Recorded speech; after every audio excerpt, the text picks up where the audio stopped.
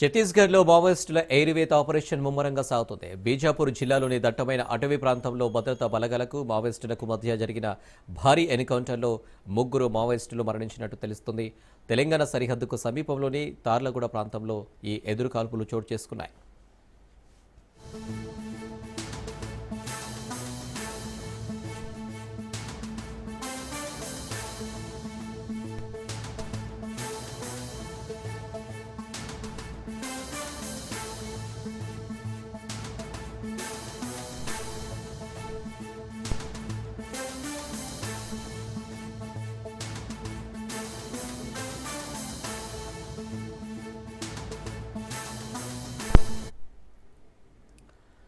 అన్నారం, మరిమల్ల గ్రామాల మధ్య అటవీ ప్రాంతంలో మావోయిస్టుల కదలికలపై నిఘా వర్గాల నుంచి పక్కా సమాచారం అందింది. దీంతో డీఆర్జీ స్పెషల్ టాస్క్ ఫోర్స్ బృందాలు సంయుక్తంగా కూంబింగ్ ఆపరేషన్ చేపట్టాయి.